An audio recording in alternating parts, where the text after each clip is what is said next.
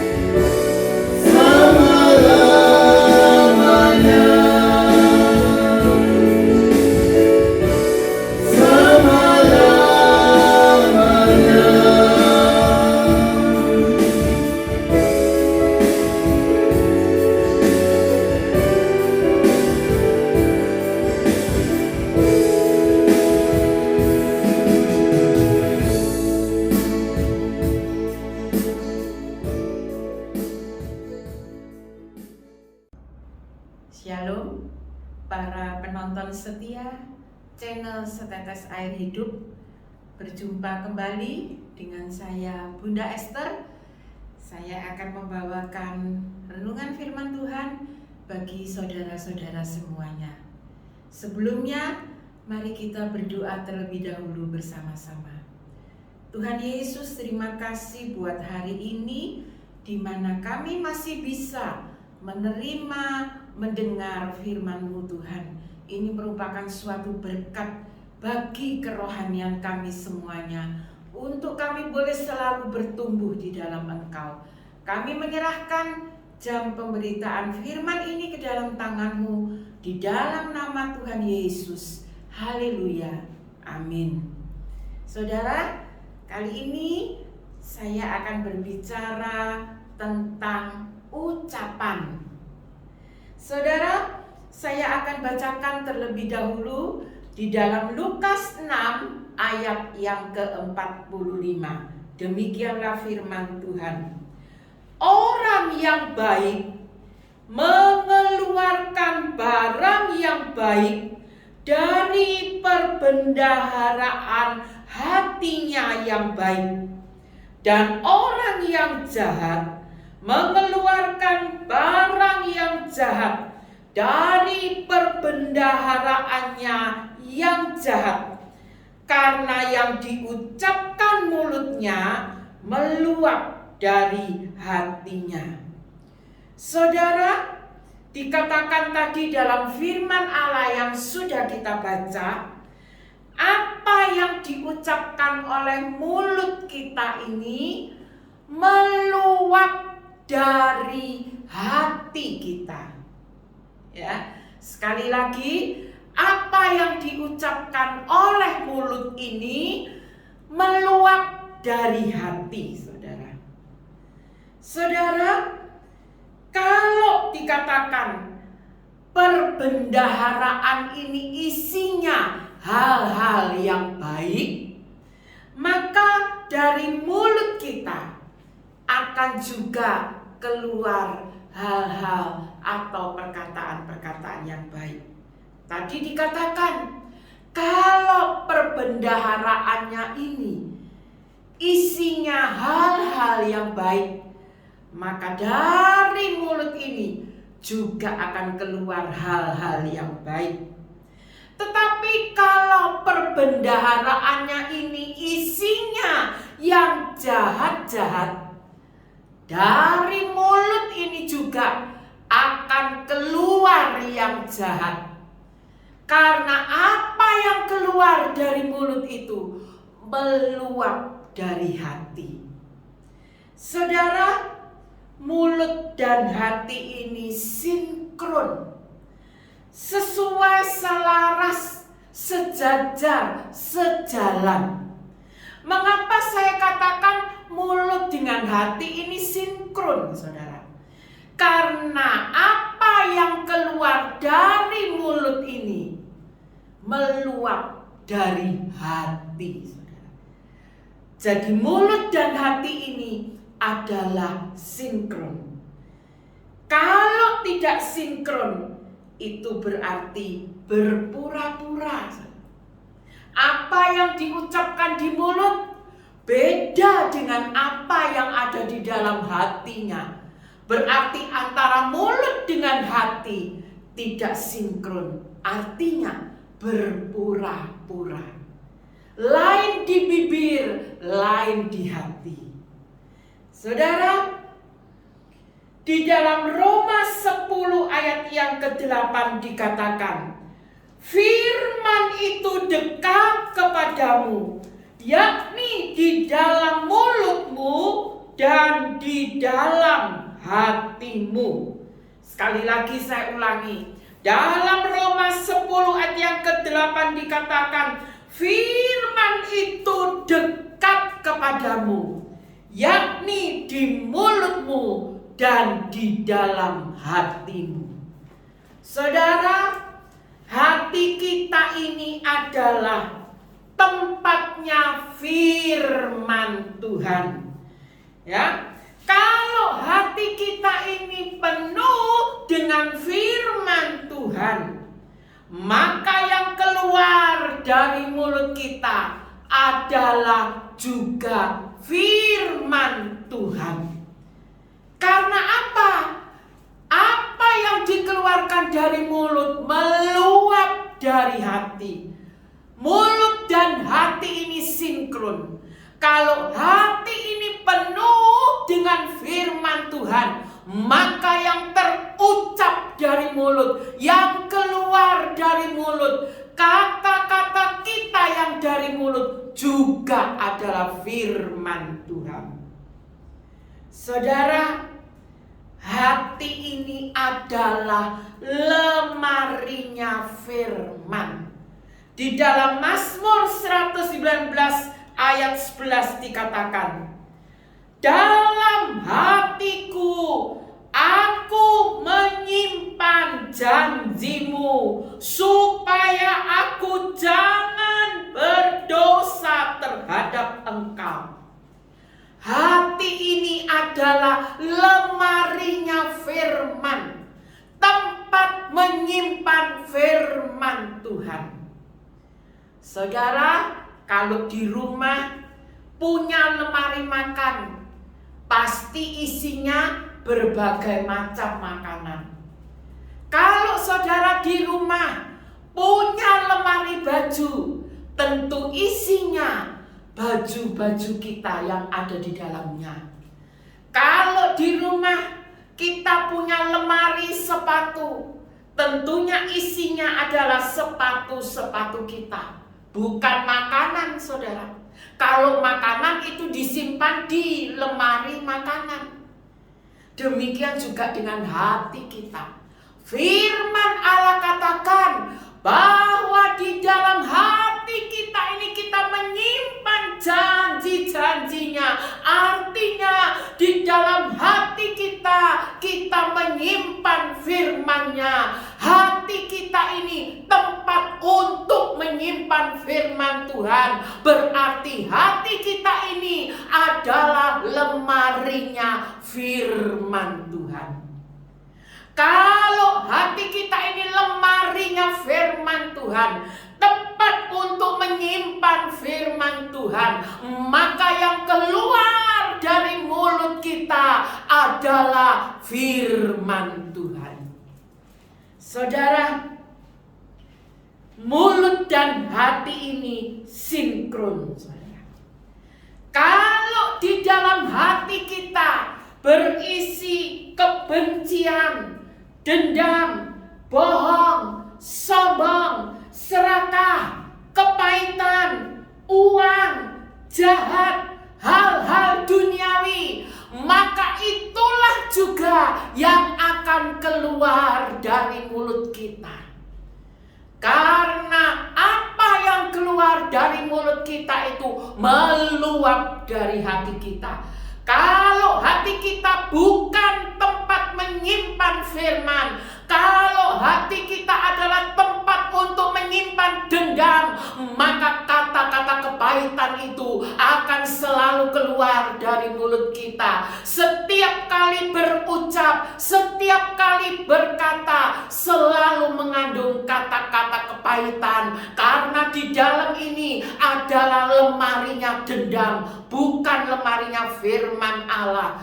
Kalau di dalam hati ini ada kebencian, ada kesombongan, ada kebohongan, maka itulah yang akan keluar dari mulut kita. Karena mulut dan hati itu adalah sinkron, saudara.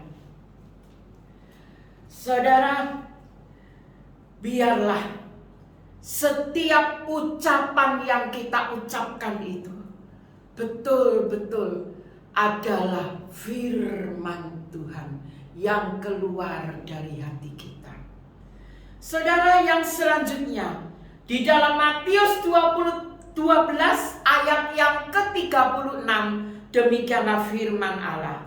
Tetapi aku berkata kepadamu, setiap kata sia-sia yang diucapkan orang harus dipertanggungjawabkannya pada hari penghakiman.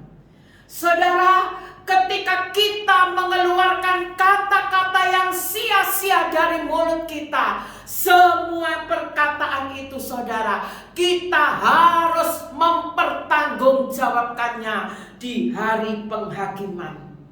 Apa kata-kata sia-sia itu?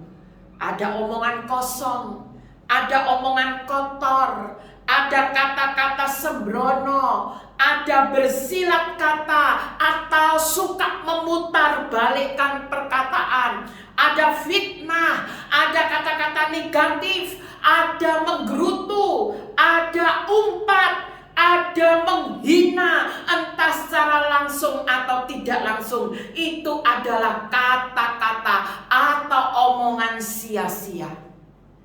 Dan itu harus kita pertanggungjawabkan suatu kelak di hadapan Tuhan. Mungkin ketika kita di dunia ini, kita pernah mengatakan kepada teman kita, "Kamu seperti setan." Ketika kita mengucapkan "kamu seperti setan", besok perkataan itu harus kita pertanggungjawabkan di hadapan Tuhan. Kenapa kamu mengucapkan temanmu seperti setan? Kita harus bertanggung jawab. Mengapa kita waktu itu mengucapkan teman kita seperti setan? Saudara, semua perkataan kita ini akan kita pertanggungjawabkan di hadapan Tuhan.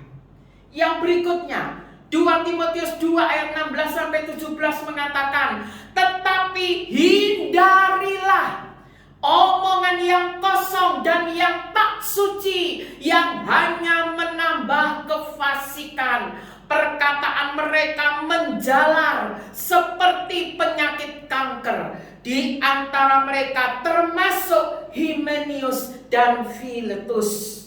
Saudara, omongan yang kosong, omongan yang tak suci, firman Allah katakan bahwa itu menjalar seperti penyakit kanker, saudara. Saudara tahu penyakit kanker yang menjalar ke seluruh tubuh, itulah perkataan yang kosong dan yang tak suci. Saudara, metastasis adalah penyebaran sel kanker dari satu organ atau jaringan tubuh ke organ atau jaringan tubuh lainnya. Seperti itulah perkataan yang kosong, perkataan yang kotor menjalar dari organ tubuh yang satu ke organ tubuh yang lain. Itulah perkataan yang kotor, perkataan yang kosong, saudara. Makanya jangan sekali-sekali kita mengeluarkan kata-kata yang kosong, kata-kata yang kotor, karena itu menjalar seperti penyakit kanker dari organ tubuh yang satu merusak organ tubuh yang lain sampai seluruh organ tubuh itu rusak semuanya. Itu saudara, bahaya sekali saudara.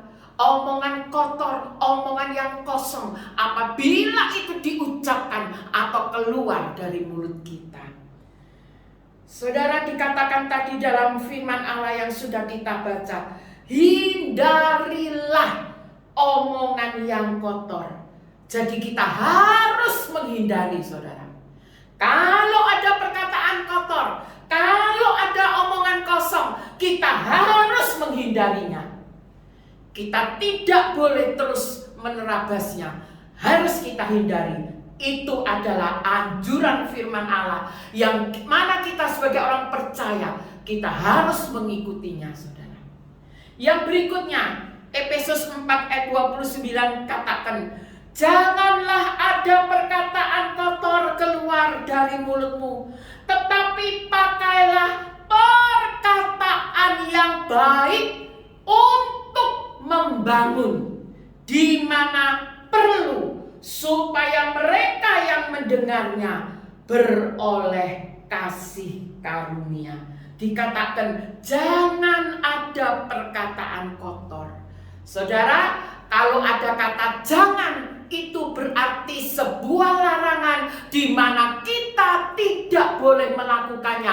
Apalagi yang melarang itu adalah firman Tuhan yang ya dan amin. Berarti kita harus melakukannya, saudara. Jangan ada perkataan kotor. Kalau ada kata jangan itu berarti kita tidak boleh melakukannya. Kalau kita melanggar, tetap melakukannya, maka segala resiko akan kita tanggung. Karena kita yang melanggar firman Allah. Sudah dikatakan jangan, tapi kita tetap lakukan, maka kita akan menerima segala resikonya, saudara. Yang berikutnya, Kolose 3 ayat 8 dikatakan, tetapi sekarang buanglah semuanya ini, yaitu marah, geram, kejahatan, fitnah, dan kata-kata kotor yang keluar dari mulutmu. Itu harus dibuang. Yang namanya dibuang itu adalah barang yang tidak terpakai.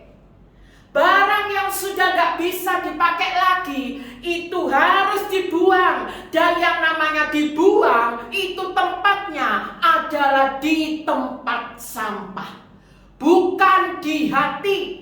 Hati ini lemarinya firman, bukan tempatnya perkataan yang sia-sia. Hati ini tempatnya firman, perkataan sia-sia, perkataan kotor itu harus dibuang. Yang namanya dibuang itu adalah dibuang di tempat sampah, bukan di hati.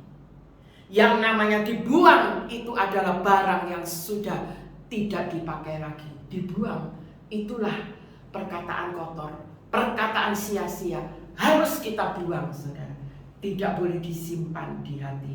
Kalau sampai itu disimpan di hati, maka hati kita ini merupakan tempat untuk menyimpan perkataan sia-sia, perkataan kotor. Maka yang keluar dari mulut kita, perkataan yang sia-sia dan perkataan yang kotor.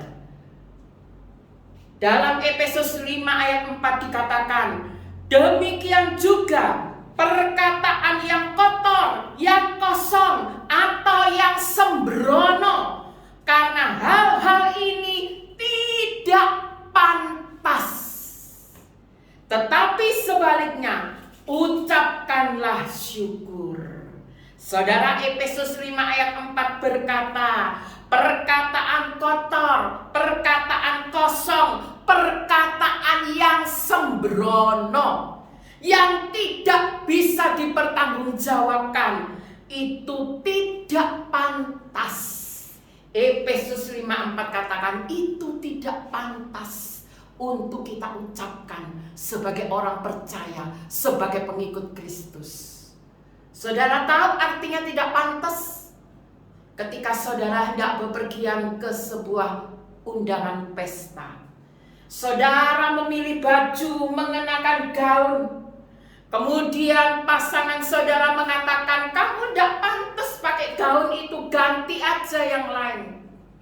Saudara, perkataan sia-sia, perkataan kotor, perkataan sembrono itu tidak pantas ada di dalam mulut pengikut Kristus. Kalau itu ada di dalam mulut pengikut Kristus, berarti hatinya adalah merupakan tempat perkataan-perkataan sembrono, perkataan-perkataan kotor, perkataan-perkataan kosong. Dan itu tidak pantas.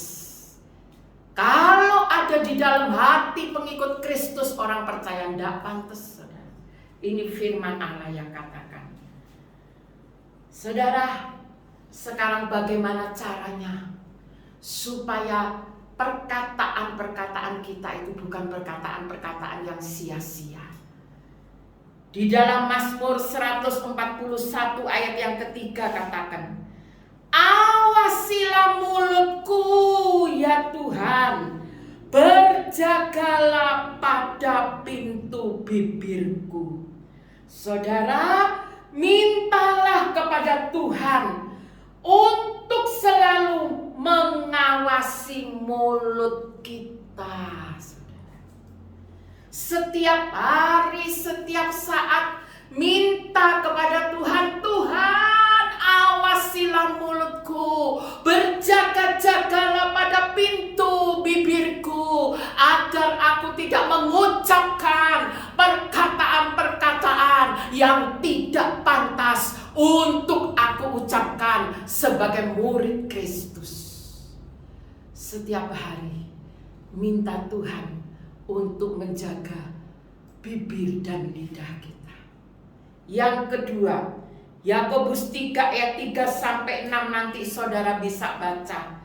Lidah itu harus dikekang, saudara. Ya, kekang itu adalah besi bergerigi yang dipasang di mulut kuda. Ya, tali untuk mengendalikan kuda. Segala sesuatu yang dipakai untuk mencegah perbuatan yang dianggap kurang baik itu kekang. Ya, lidah ini harus dikekang, saudara, supaya bisa dikendalikan, sehingga tidak sampai keluar omongan-omongan yang sia-sia, ucapan-ucapan yang sia-sia. Harus dikekang. Saudara, biarlah melalui renungan firman Allah saat ini kita boleh menyadari bahwa perkataan-perkataan yang kita ucapkan itu meluap dari hati kita. Kalau hati kita merupakan lemarinya firman, maka perkataan-perkataan yang kita ucapkan adalah firman Tuhan.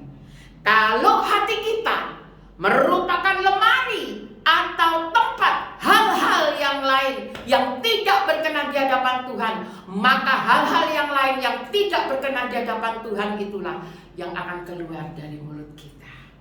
Mari kita jaga, kita kekang, dan kita selalu minta Tuhan selalu berjaga-jaga pada mulut dan bibir kita. Amin. Tuhan memberkati. Mari kita berdoa bersama-sama. Tuhan Yesus, terima kasih firman-Mu sudah kami dengar. Berikan kami kemampuan, kekuatan untuk boleh melakukannya, sehingga kami boleh menjaga perkataan kami. Karena kelak suatu saat kami harus mempertanggungjawabkan setiap perkataan kami di hadapan-Mu. Terima kasih Tuhan, ampuni kami kalau kami sering mengeluarkan perkataan-perkataan melalui mulut kami yang tidak berkenan di hadapan-Mu, yang tidak pantas untuk kami ucapkan. Ampuni kami, sucikan, kuduskan lidah, mulut, bibir kami dengan kuasa darah-Mu. Terima kasih, dalam nama Tuhan Yesus hamba-Mu sudah berdoa. Haleluya, amin. Salam metanoia, meno peripateo. Tuhan memberkati.